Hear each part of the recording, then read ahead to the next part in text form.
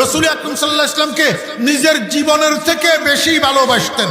তন্মধ্যে সবচেয়ে বেশি ভালোবাসতেন হযরতে আবু বকর সিদ্দিক রাদিয়াল্লাহু। মনে আছে না ভুলে গেছেন? আল্লাহর হাবিব জনাব রাসূলুল্লাহ সাল্লাল্লাহু আলাইহি ওয়াসাল্লাম একবার মাত্র ডাকছে আবু বকর। আবু বকর কয় লাব্বাইক ওয়া সাআদাইক ইয়া রাসূলুল্লাহ। ঘর থেকে বাইর হয়েছে, সম্পূর্ণ মদিনা হিজরতের সফর। যাইতে যাইতে যাইতে যাইতে গারে সূর নামে একটা পাহাড় আছে, সৌর পাহাড়। এই সৌর পাহাড়ের গোড়ায় যাইয়া দুজন উপরের দিকে উঠা শুরু করছে। আপনারা যারা হজে গেছেন, মক্কা শরীফ গেছেন, উমরায় গেছেন, আপনারা দেখছেন গারে জবলে সৌর যেই পাহাড়টা, এই পাহাড়টা মক্কা শরীফের সমতল ভূমি থেকে 5 কিলোমিটার উঁচু। কত কিলোমিটার? 5 কিলোমিটার। মক্কা শরীফের সমতল ভূমি থেকে জবলে সৌরের চূড়া 5 কিলোমিটার উঁচু। দুজন হাঁটা শুরু করছে সামনের দিকে, পাহাড়ের উপরে উঠতেছে, চূড়ায় উঠতেছে। অর্ধেক পর্যন্ত যখন গেছে, পিছনের দিক থেকে তো কাফেরের বাচ্চারা নবীজিকে ঘরে না পাইয়া তালাশ করা শুরু করছে। মক্কা শরীফ থেকে যত রাস্তা, যত দিকে বাইর হয়েছে, সব রাস্তায় পিছনে পিছনে তালাশ করা শুরু করছে। এদেরকে যাইয়া আল্লাহু আকবার, এই দুজন সাথীকে যাইয়া জবলে সৌরের মাঝখান বরাবর স্থানে এরকম একজন তালাশ করনেওয়ালা নাগাল পাইয়া গেছে। কিন্তু ভাগ্যবশত এতে তালাশকারী আবু বকরকে চিনে, নবীজিকে চিনে না। নবীজিকে চিনে না। যাইয়া আবু বকরের জিজ্ঞাসা করে, মা কাহাদা আয়া আবু বকর, ও আবু বকর তোমার সাথে ইনি কে? আবু বকর কয় রাজুলুন ইয়াহদিনিস সাবিল, এই মানুষটা আমার পথ প্রদর্শক, উনি আমার রাস্তা দেখায়। কাফেরের বাচ্চা মনে করছে বুঝি আবু বকর কোথায় যাইতেছে পথ চিনে না, উনারে পথ দেখানোর জন্য লইছে। কিন্তু আবু বকর তো আসলে পথ দেখায় বলতে হেদায়েতের পথ দেখায় উদ্দেশ্য করছে। বুঝছেন নি? ফেস মিথ্যা হইছে না, এমন সত্য হইল যে সত্যের দ্বারায় দুশ্মনের হাত থেকেও বাঁচা গেল। দুজন যাইয়া জবলে সৌর তথা সৌর পাহাড়ের উপরে উঠছে। সৌর পাহাড়ের গুহায় একটা গর্ত আছে, গর্ত। হযরতে আবু বকর সিদ্দিক রাদিয়াল্লাহু আনহু কয়, ইয়া রাসূলুল্লাহ, এত উঁচা পাহাড় বইয়া উঠছি উপরে, একটু ক্লান্তিও অনুভব হইতেছে। এই পাহাড়ের গুহাইটার মধ্যে, গর্তটার মধ্যে কিছুক্ষণ আরাম করলে কেমন হয়? রাসূল আকরাম সাল্লাল্লাহু আলাইহি ওয়াসাল্লাম কয়, ভালো হয়, নামো গর্তের মধ্যে। দুজন গর্তের মধ্যে নামছে।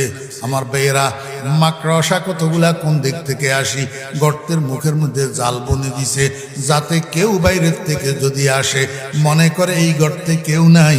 যদি থাকতো তাহলে মাকড়সার জাল কেন ছিঁড়ল না? মাকড়সা উপরে জাল বনে দিছে। হযরত আবু বকর সিদ্দিক রাদিয়াল্লাহু আনহু এই গর্তের মধ্যে নিজে চার জানু হইয়া বসছে। রাসূল আকরাম সাল্লাল্লাহু আলাইহি ওয়াসাল্লামকে কয়, ইয়া রাসূলুল্লাহ, আমি বসছি, আপনি আমার রানের উপরে মাথা মোবারক রাখি, কিছুক্ষণ একটু আরাম করেন, একটু রেস্ট করেন। মুহাম্মদুর রাসূলুল্লাহ সাল্লাল্লাহু আলাইহি ওয়াসাল্লাম আবু বকরের রানের উপরে মাথাটা রাখি শুইয়া পড়ছেন। শোয়ার সাথে সাথে নবীজির চোখে ঘুম আসি গেছে। নবীজি আবু বকরের রানের উপরে মাথাটা রাখি ঘুমাইতেছে। আবু বকর গর্তটার মধ্যে চতুর্দিকে তাকাইয়া দেখে ছিদ্র কতগুলা ভিতরের দিকে। আবু বকরের একটু আশঙ্কা হইল, ছিদ্র এগুলা কিসের? যদি কোনো বিষাক্ত প্রাণী যদি বাইর হয়, রাসূল আকরাম সাল্লাল্লাহু আলাইহি ওয়াসাল্লামকে যদি চোবল মারে, তাহলে তো নবীজির ক্ষতি হবে। এই চিন্তা করি আবু বকর মাথার থেকে পাগড়িটা খুলি, পাগড়িটারে ছিঁড়িয়া টুকরা টুকরা বানাইছে। এক একটা টুকরাকে ফেঁসাইয়া এক একটা ছিদ্রের ভিতরে ঢুকাইছে, ছিদ্রগুলা বন্ধ করছে। শেষ পর্যন্ত পাগড়ি ছিঁড়া টুকরা শেষ হইয়া গেছে, কিন্তু ছিদ্র শেষ হয় নাই, একটা ছিদ্র অবশিষ্ট রইয়া গেছে। আবু বকর সেই ছিদ্র দিয়া বাম পায়ের বৃদ্ধাঙ্গুলিটা দিয়া রাখছে, ছিদ্রটা যেন বন্ধ থাকে। আমার ভাইয়েরা, ভিতরের দিক থেকে কি যেন একটা বিষাক্ত প্রাণী আবু বকরের আঙ্গুলের উপরে আসি ঠোকর মারছে, চোবল মারছে। সেকেন্ডের মধ্যে আবু বকরের গোটা শরীর বিষে কালো হইয়া গেছে। বিষের ব্যথায় আবু বকরের গোটা শরীর টন টন টন টন করতেছে। আবু বকর তারপরেও নবীজিকে ঘুম থেকে জাগায় না। অনিচ্ছাকৃতভাবে ব্যথা বরদাস্ত করতে না পারিয়া আবু বকর চোখের থেকে পানির ফোঁটা গড়াইয়া নবীজির গাল মোবারকের উপরে পড়ছে। অশ্রু ফোঁটা একটু গরম হয়, নবীজির চেহারার উপরে যখন আবু বকরের অশ্রু ফোঁটা পড়ছে সঙ্গে সঙ্গে নবীজির ঘুম ভাঙে গেছে। নবীজি এমনি করে তাকাইয়া দেখে আবু বকর কান্দে। হযরত আবু বকর সিদ্দিক রাদিয়াল্লাহু আনহু কয়, ইয়া রাসূলুল্লাহ, আমার কোনো দোষ নাই, ওই বিষাক্ত কি প্রাণী আমার আঙ্গুলের মধ্যে সবল মারছে, বিষের ব্যথায় আমার গোটা শরীর টনটন করতেছে, তারপরেও আমি আপনাকে ঘুম থেকে জাগাই নাই, কারণ আমি আবু বকরের মতো লক্ষ আবু বকরের জীবনের থেকে আপনার ঘুমের দাম বেশি। অনিচ্ছা সত্ত্বে ইয়া রাসূলুল্লাহ চোখের পানি ধরে রাখতে পারি নাই, চোখের পানির ফোঁটা গড়াইয়া আপনার চেহারা মোবারকের উপরে পড়ছে, এই জন্য আপনার ঘুম ভাঙছে। ইয়া রাসূলুল্লাহ আমাকে মাফ করে দেন, আমি ইচ্ছা করি আপনার ঘুম নষ্ট করি নাই। সরকারে দো আলম জনাবে মুহাম্মদুর রাসূলুল্লাহ সাল্লাল্লাহু আলাইহি ওয়াসাল্লাম শোয়ার থেকে উঠি বসছেন, মুখের থেকে থুতু লইয়া আবু বকরের আঙ্গুলের মাথা যেখানে সাপে কাটছে সেখানে নবীজির থুতু মুবারক লাগাইয়া দিছে। বিসমিল্লাহি তুরবাতু আরদিনা বেরিকাতি বাদিনা লিয়ুশফা সাকিমুনা বিইজনি রাব্বিনা। থুতু লাগাই দেওয়ার সঙ্গে সঙ্গে আবু বকর গোটা শরীরের বিষগুলা ফানি হইয়া গেছে। আল্লাহর হাবিব জনাব রাসূলুল্লাহ সাল্লাল্লাহু আলাইহি ওয়াসাল্লাম ডাক দিছেন, ও গর্তের প্রাণী, কে তুই? আমার আবু বকরকে কেন দংশন করলে? সামনে আয়। বিষাক্ত একটা সাপ গর্তের মুখ দিয়া মাথা বাইর করি আল্লাহর হাবিব জনাব রাসূলুল্লাহ সাল্লাল্লাহু আলাইহি ওয়াসাল্লামকে সালাম জানায়, আসসালাতু আসসালামু আলাইকা ইয়া রাসূলুল্লাহ, আসসালাতু আসসালামু আলাইকা ইয়া হাবিবাল্লাহ। আল্লাহর হাবিব কয়, ও সাপ, আমার আবু বকরকে কাটলি কেন? সাপে কয়, ইয়া রাসূলুল্লাহ, অনেক দিন থেকে শুনতেছি রহমতুল লিল আলামিনের পৃথিবীতে আগমন ঘটছে, একটু রহমতের চেহারা মোবারকের দিদার লাভ করতে চাই, কিন্তু এই বনি আদমের জন্য পারি না। আমরা যেখান দিয়ে যাই বনি আদম আমাদেরকে লাঠি নিয়ে তাড়া করে মারার জন্য, একটু রাত্রে সুযোগ পাই না আপনাকে দেখার। আজকে সংবাদ পাইলাম গারে সুরের মধ্যে রহমতুল লিল আলামিনের আগমন ঘটছে, খেয়াল করছি আজকে নবীজির চেহারা মোবারকটা একটু দেখব। সাপের আগ্রহ, সাপের আগ্রহ রহমতুল লিল আলামিনের চেহারা দেখার, কিন্তু আমরা উম্মতের আগ্রহ হয় না, আমরা উম্মতের আগ্রহ হয় না। আমার বেগের আব্দুল আলামিনের চেহারা দেখার যদি আগ্রহ হয়, একটা দরুদ শরীফ মুখস্থ করেন, আল্লাহুম্মা সাল্লি আলা সাইয়্যিদিনা ওয়া মাওলানা মুহাম্মদ কুল্লামা যাকারাহু যাকিরুন ওয়া কুল্লামা গাফালা আন যিকরিহিল গাফিলুন। আলেমদের থেকে বাংলা উচ্চারণে এই দরুদ শরীফটা লিখে নেবেন, দরুদ শরীফটা মুখস্থ করবেন। রাত্রে যখন ঘুমের বিছানায় যাবেন শোয়ার জন্য, ঘুম আসার আগে হাতের করের উপরে গণনা করিয়া করিয়া অথবা তসবির ছড়াটা হাতের মধ্যে লইয়া এই দরুদ শরীফটা 100 বার পড়বেন। আল্লাহ পাকের কাছে দোয়া করবেন, এ আল্লাহ, তোমার হাবিবের নামে আমি এই দরুদ শরীফটা 100 বার পড়লাম, এই দরুদ শরীফের হাদিয়া তোমার হাবিবের দরবারে সৈয়দুল আম্বিয়া জনাবে মুহাম্মদুর রাসূলুল্লাহ সাল্লাল্লাহু আলাইহি ওয়াসাল্লামের রওজায়ে আকদাসে পৌঁছাইয়া দাও। ইয়া আল্লাহ, এই দরুদ শরীফের উসিলায় স্বপ্নের মধ্যে তোমার বন্ধুর দিদার নসিব করে দাও। कम से कम ख्वाब में दिखला दे या रब, कम से कम ख्वाब में दिखला दे या रब, मुझे रुखसारे ताबाने मोहम्मद।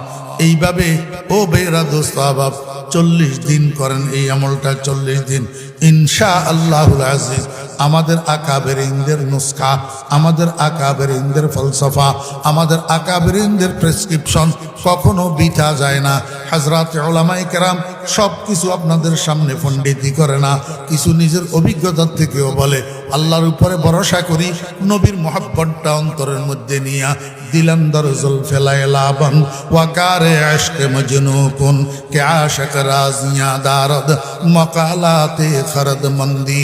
নিজেকে মজনুন বানান, নিজেকে নবীজির আশক বানান, নিজেকে পাগল বানান, 3.5 হাতের মধ্যে নবীজির সুন্নত সাজান, নবীজির সুন্নতের রঙে রঙিন করেন, বেশি বেশি দরুদ শরীফ পড়েন। রাত্রে শোয়ার সময় 100 বার দরুদ শরীফ এটা পড়ি, নবীজির রওজায় হাদিয়া পাঠান, আল্লাহর কাছে দোয়া করেন, দোয়ায়ে সুবহ শামে তু কলিদে গঞ্জ মকসুদাস দরি রাহো বিস্মিরো কে বা দিলদারে পয়বন্দি। আল্লাহর কাছে দোয়া করেন, এ আল্লাহ, তোমার বন্ধুর নামে যে দরুদ পড়লাম, এই দরুদের উসিলায় স্বপ্নের মধ্যে তোমার বন্ধুর রহমতের চেহারা মোবারকটা আমাকে একটু দিদার করাইয়া দাও। ইনশাআল্লাহ যদি 40 দিন এই আমল করেন, আমি মুতাওয়াক্কিলান আলাল্লাহ বলতেছি, আল্লাহর রহমতে এই 40 দিনের যেই কোনো এক রাত্রে আপনার সাথে বন্ধুর দিদার নসিব হইয়া যাবে। শাফে সাহেব রহমতুল্লিল আলমিনের চেহারা দেখতে কিন্তু আমাদের তো আগ্রহ হয় না। শাফে কয়, ইয়া রাসূলুল্লাহ, আজকে খবর পাইলাম গারে সুরের মধ্যে নবীজির আগমন ঘটছে। এক একটা ছিদ্র দিয়া মাথা বাইর করি রহমতুল্লিল আলমিনের চেহারাটা দেখার জন্য। আবু বকরের সাথে আমার কি দুশ্মনী ছিল, আবু বকর ছিদ্রটা বন্ধ করে দে, আমি আর আপনার চেহারাটা দেখতে পারি না। প্রত্যেকটা ছিদ্র দিয়া মাথা ঠুকাইছি, বাইর হইতে পারি না। শেষ পর্যন্ত একটা ছিদ্র দিয়া মাথা বাইর করতে গেলাম, দেখি আবু বকরের পাও, আবু বকরের পায়ের উপরে চবল মারলাম, পাও সরে গেল।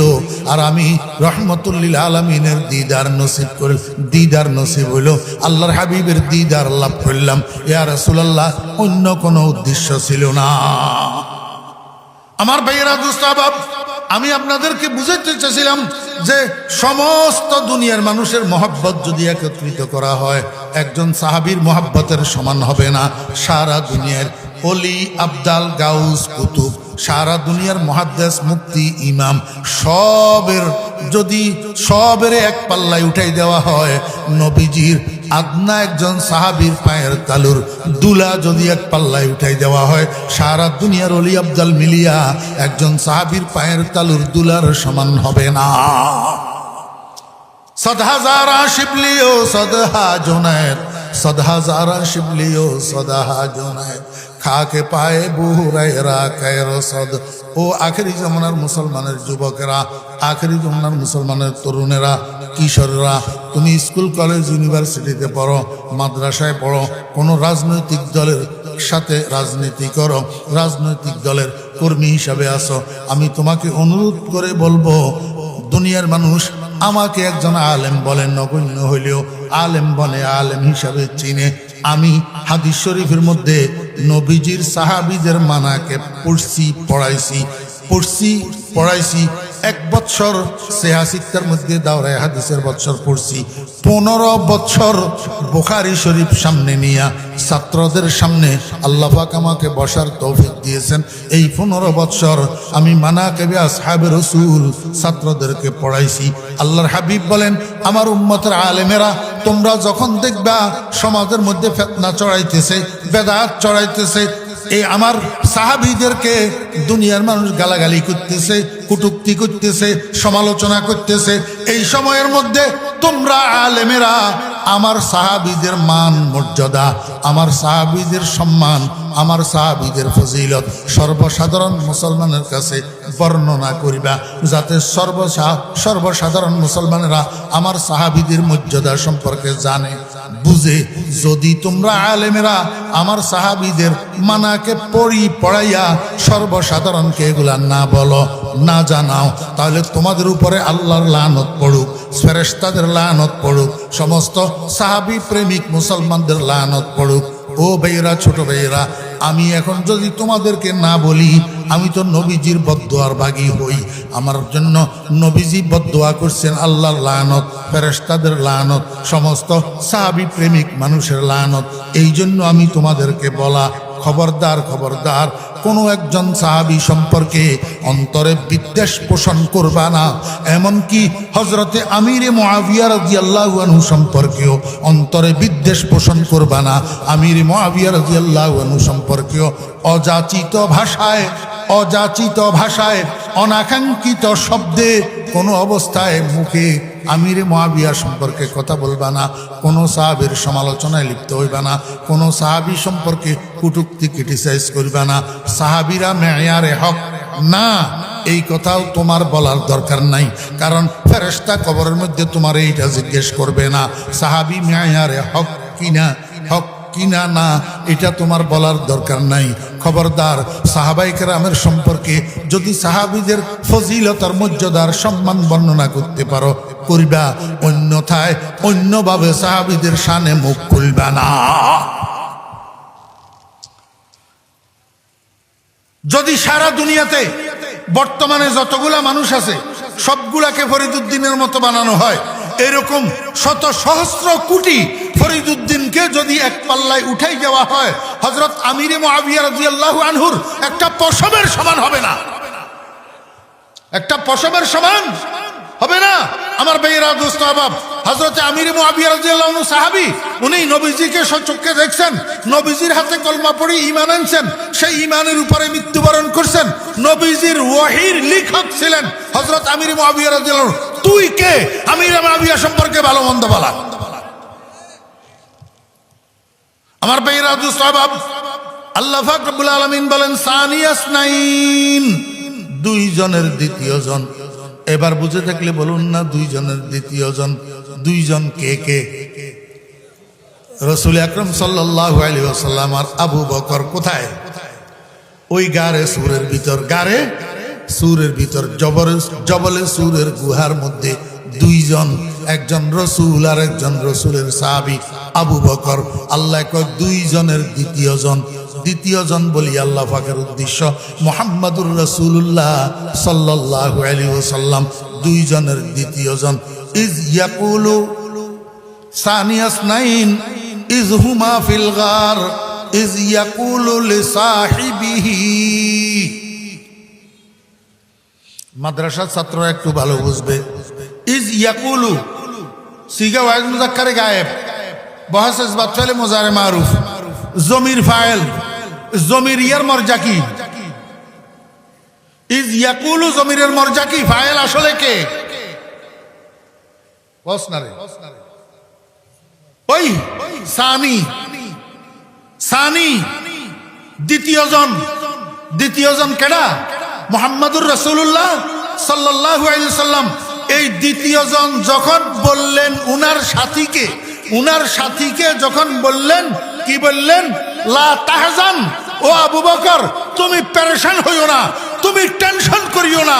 কাফেররা যদি আমাদেরকে পাইয়াও যায়, আমাদের সাক্ষাৎও পাইয়া যায়, আমাদের কোনো ক্ষতি করতে পারবে না, কারণ আমরা এখানে দুইজন নই, আমরা তিনজন, আমাদের সাথে আল্লাহ আছে। এই কথাটা কে বলছেন? দ্বিতীয় জনে। দ্বিতীয় জন কে? মুহাম্মাদুর রাসূলুল্লাহ সাল্লাল্লাহু আলাইহি ওয়াসাল্লাম। কাকে বলছেন? লে সাহিবিহি, উনার সাথীকে। সাথী কে? আবু বকর। তাহলে আবু বকর নবীর সাহাবী হওয়া কোরআনের দ্বারা সাব্যস্ত হইল কি হইল না? কথা কয় না। এখন কেউ যদি আবু বকর নবীর সাহাবী না, এই কথা যদি বলে, আবু বকরের সাহাবী হওয়া যদি অস্বীকার করে, পক্ষান্তরে সে কোরআনকে অস্বীকার করলো। আর